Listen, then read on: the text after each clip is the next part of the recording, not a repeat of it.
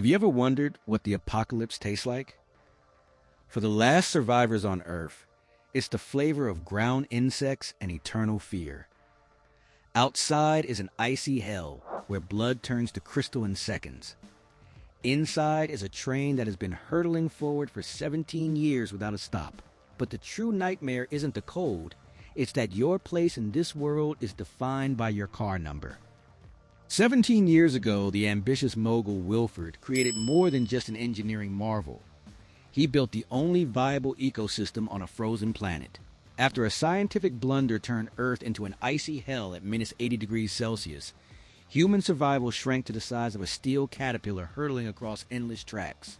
In this world, the rules of the game are dictated not by morality, but by the sacred geometry of the engine, where every human is just a cog in a massive machine. Wilford's train is a rigid caste hierarchy, stretched horizontally, where your social standing is determined by how close you are to the cockpit. The entire train is divided into two polar opposite worlds that almost never collide. The tail is a ghetto overcrowded with stowaways. Here, people live in a gray-blue twilight, cramped in filth, having long forgotten the touch of sunlight. To amplify the feeling of despair, these scenes are shot exclusively in cold, muted tones. The head is a shimmering paradise for the elite. It is a world of eternal celebration, gold, neon lights, and oversaturated warm colors of wealth that stand in sharp contrast to the poverty of the rear cars. The difference in status and the rules of survival is best explained by the distribution of resources, specifically food. While the chosen ones at the front of the train can enjoy fresh sushi once every 6 months to maintain the natural balance of the aquarium, the residents of the tail are forced to eat black protein bars. This slimy, jelly-like mass is the only source of calories for the lower class, and the process of producing it from recycled insects is enough to shock anyone who still considers themselves human. Director Bong Joon-ho, the creator of Parasite, deliberately trapped the remnants of humanity in a long steel corridor from which there is physically no escape. This turns the film into a massive social experiment. Almost every frame is shot in enclosed sets, creating an oppressive sense of claustrophobia and the impossibility of flight. The rules of this world are voiced by Minister Mason, whose portrayal by Tilda Swinton became the embodiment of tyranny. Her famous shoe metaphor perfectly summarizes the train's ideology. A shoe cannot be on the head. A shoe belongs on the foot. A shoe must know its place. In this system, there is no room for coincidence or compassion, only the iron order of the engine. Any attempt to disrupt the established hierarchy is seen not just as a rebellion, but as a direct threat to the existence of the entire species. Yet it is within this environment of endless oppression and extreme population density that a revolution begins to brew. Curtis and his people are preparing to fight through every car to prove that a system built on fear and exploitation is doomed to collapse, no matter how indestructible the walls of this train may seem. When Curtis, played by Chris Evans, gives the signal to begin the breach, the film's structure fully transforms into a breathtaking journey through levels. Each subsequent car is not just a new location, but a distinct world with its own unique visual, aesthetic, and harsh rules. The heroes break out from the gray, suffocating haze of the tail, where they spent 17 long years, into the depths of the endless train. Before them unfolds an incredible, almost surreal kaleidoscope. A lush garden car with real greenery, a massive aquarium car teeming with life, and even a neon-drenched sauna car. Each new space literally blinds the characters, who for the first time in years see not only the clear sky through panoramic windows, but the very abundance of life that had been hidden from them behind steel bulkheads. However, there is an incredibly high price to pay for this visual feast.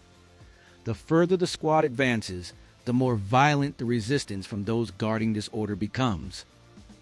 One of the most technically complex and emotionally taxing scenes is the legendary confrontation in the tunnel. Here in the confined space, the enforcers of the system use their technical advantage against the disoriented people of the tail. In this cramped and enclosed environment, cold steel and axes become the only tools in the struggle for the right to a dignified life. With every minute of screen time, Curtis's initial resolve mixes with a growing internal burden as he realizes how many loved ones he is losing along the way. A central moment that shatters their perception of reality is the scene at the resource processing plant. The heroes finally see with their own eyes what those black protein blocks they've been fed all these years were actually made of. The sight of mass insect processing into a uniform paste serves as a powerful catalyst for rage. This isn't just a dynamic episode, it's a moment of truth that exposes the ruling elite's true view of the lower class as mere biological material. This part of the film brings the ultimate question to the forefront. What price is a person willing to pay for the right to escape their cage?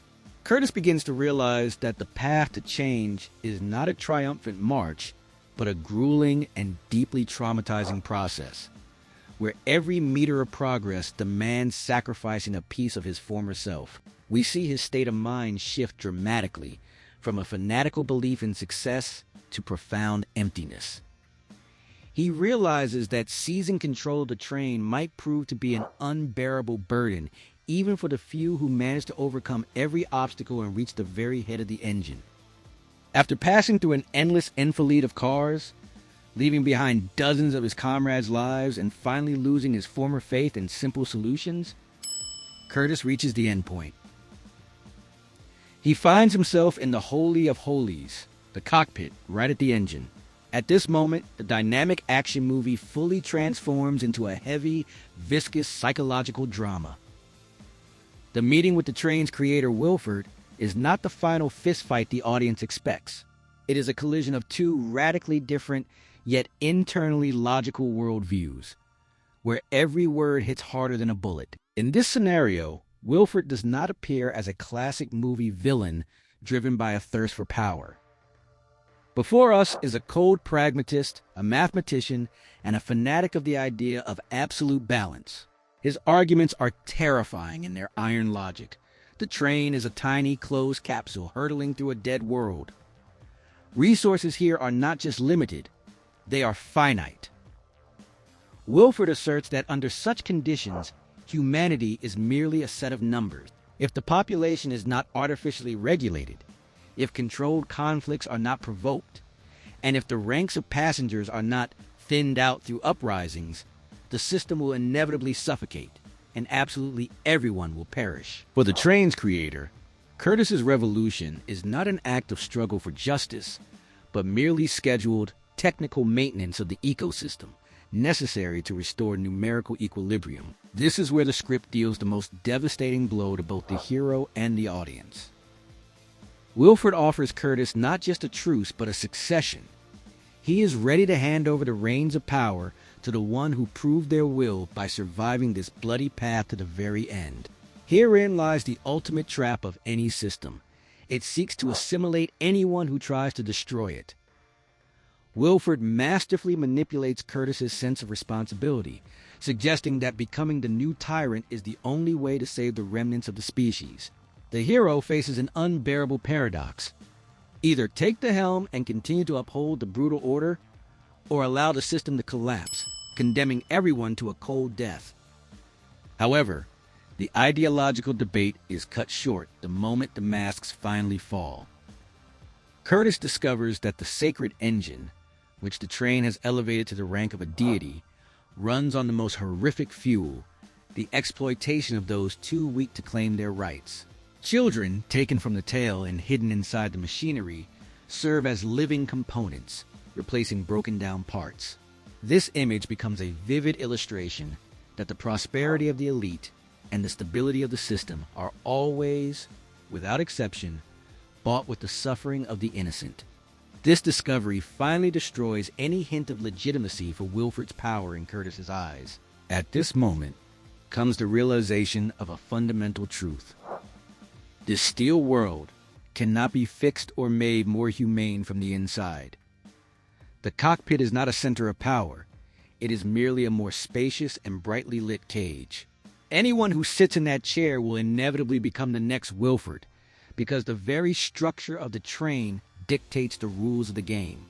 To truly defeat this order, it isn't enough to change the leader or redistribute resources. One must completely destroy the very concept of the train as the sole arc. One must find the courage to stop running in circles and do what seems like suicide. Open the door and step out into the unknown. This choice becomes the ultimate expression of freedom. Curtis understands that human dignity is worth more than biological survival in chains. It is better to risk everything and step out into the icy wilderness than to continue feeding the mechanical monster with the lives of children. This is the end of the journey, not just for a rebel, but for a human being who found the strength to destroy the prison, even if nothing awaits him outside but blinding snow and silence. The destruction of the train in the film's finale is not just a spectacular catastrophe, it is the logical conclusion of 17 years of madness. When the steel caterpillar, which Wilfred considered the eternal and only sanctuary for humanity, shatters into pieces, the viewer, along with the heroes, experiences a chilling sense of liberation. The train, this iron ark that seemed an indestructible deity, turned out to be nothing more than a fragile tin can locked within its own dogmas. The entire world the characters had known their whole lives ceased to exist in an instant, leaving behind only silence and endless snow.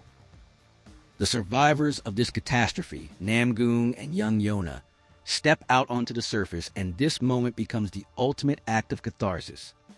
They are the representatives of a new generation, untainted by the memory of the old world and unbroken by the hierarchy of the cars. Before them unfolds a primal, harsh, and blindingly white reality, and it is here that director Bong Joon-ho presents us with the most important visual symbol of the entire film. The final shot, a living polar bear standing calmly on a snow-covered mountainside. This image completely shatters the entire mythology Wilfred had built. The bear is living proof that life outside the train is not just possible, it is thriving. Nature has restored itself, the climate has begun to shift, and the planet has healed its wounds, while the people inside their steel cage were occupied with endless infighting for a seat in a car and squabbling over protein bars. Wilfred lied not only about the sacredness of the engine, he lied about the impossibility of life outside to maintain his power through the fear of the cold. This final chord ties the entire philosophical narrative together. Here's the translation for the concluding segment. This finale is a harsh but honest reminder that any social model built on rigid division, exploitation, and the suppression of one class by another will sooner or later face its collapse. Even if the walls seem eternal and the rules unshakable, life itself is always broader than the narrow corridor of a train. The death of the old world in fire and snow is not an end, but the only opportunity for humanity to start over, without shoes on heads and without children inside the machinery. The film Snowpiercer leaves us with a bitter but vital question. What are we truly defending? Our freedom? Or a comfortable cage we've simply grown used to over the years? Curtis made his choice. He chose the truth, even if it cost him everything. And that choice is what still forces us, the viewers, to rewatch this film again and again, trying to find the answer. Would we have the courage to open that door into the unknown? Friends, the story of Snowpiercer is a mirror of our society, compressed into the size of a single train. We often fear change, clinging to a familiar order even as it destroys us. But sometimes, to see the polar bear on the mountainside, you have to let your train go off the rails. And what path would you have chosen in Curtis's place? Would you accept the keys to the system from Wilfred's hands to try and make it a bit softer? Or would you prefer to tear it down to its very foundation, despite the colossal risk? Share your thoughts in the comments. This is one of those topics where there are no simple answers. Don't forget to hit the like button if this breakdown helped you see the film from a different perspective, and subscribe to the channel. We have many more complex meanings and deep dives ahead of us. See you in the next video.